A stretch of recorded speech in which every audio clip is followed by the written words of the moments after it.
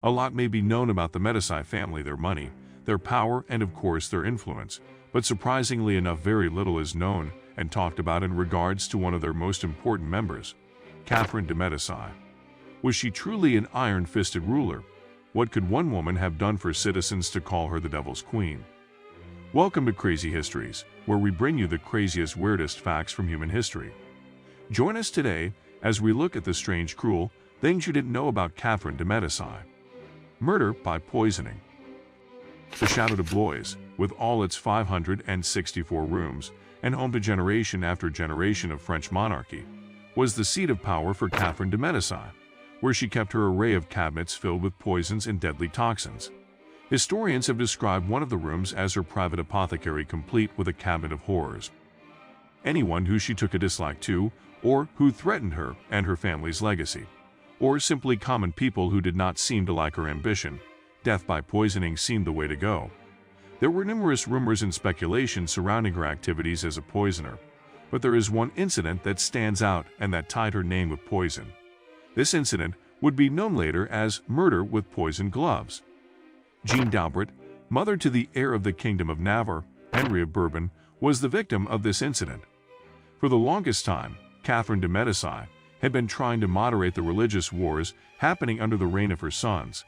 One of her attempts was to marry off her daughter Marguerite de Valois to the heir of Navarre. She invited Henry of Bourbon and his mother, Jeanne d'Albret, into her home.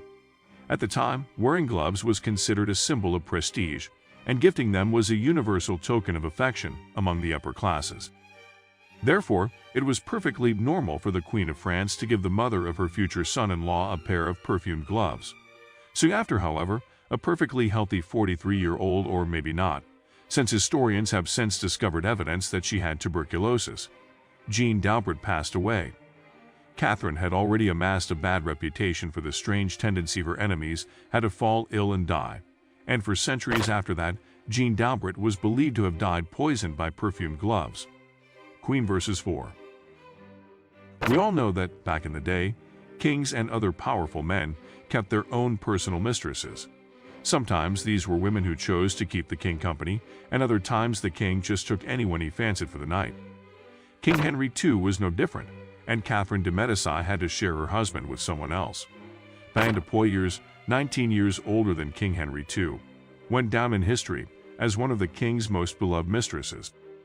When King Henry was on his deathbed after a terrible jousting accident, he pleaded to his wife, Queen Catherine, to call for Diane de Poitiers to be by his side as his time was about to come. Queen Catherine, sensing an opportunity to avenge all the perceived humiliation suffered through the years because of her husband's mistress, refused his last wish. Not happy with denying a dying man his deathbed wish, she also had Diane banished from the kingdom and stripped of her jewels and her famous Château de Chenonceau, which she kept for herself as a matter of personal pride. She never hid the hatred she felt towards Diane and never regretted her actions. After Catherine the Great passed, a rumor emerged that the female ruler had a great sexual appetite, one that didn't stop at human beings. Of course, those who write history are known to exaggerate or even manufacture stories to malign figures they don't like, or simply to make a more scandalous tale. So take this with a grain of salt. According to an infamous legend, Catherine died while trying to get friendly with a horse. Although it was later stated that she died of a stroke while on her bed, it is important to note that every story has a little bit of truth to it. So have that what you will. St. Bartholomew's Massacre Day. For years, France had been in the midst of several religious wars between Catholic extremists and Huguenots, who were at each other's throats for territory and riches. Catherine's second son, Charles IX, was the ruler of France at the time, but he was of weak temperament and always hid behind his ruthless mother's skirt. The execution order that resulted in the infamous episode that history knows as St. Bartholomew's Massacre may have come from Charles, but it was Catherine who sanctioned it. At dawn on August 24, 1572, a tragic day began for the Protestants of France. When the ring of the bell of St. Germain's Church echoed through the city, the slaughter of Huguenots began. Among the victims, there was a famous Protestant leader, Gaspard II de Coligny, whose death was ordered by Henry himself. All across France, Protestants were murdered in a tragic event, which in turn led to an even bigger massacre that ended with at least 70,000 dead. all because Catherine de Medici was keen on keeping the crown on her son's head. Persecution of the Huguenots had begun well before Catherine's time. She made attempts at reconciliation with the Edict of Amboise in 1563, which legalized Protestant worship. This may have ended the First Religious War, but did not last. She also arranged for the marriage of her daughter Marguerite de Valois to Huguenot Henry of Navarre, who would later become King Henry IV. The crisis point in the civil wars over religion came in 1572 with the St. Bartholomew Day Massacre. It was the night of 23 August, and many of the Huguenot elite had assembled in Paris to celebrate the wedding of Marguerite and Henry of Navarre. But Catholic Paris was not a Protestant city, nor were they tolerant. Tensions were also high at this time due to poor harvests and an increase in taxes. The order was given to the king's guards: kill prominent Huguenot leaders. As the news spread throughout Paris, a wave of mob violence descended on the city, and angry, scared Catholics murdered Protestants in their homes, on the streets, wherever they could find them. The outbreak of mass hysteria and violence soon spread to other parts of France. It is estimated around 3,000 Huguenots were massacred in Paris and 70,000 in France over the several weeks it took for the violence to end. For hundreds of years, historians have blamed Catherine for ordering the bloodbath in an attempt to seize power for herself.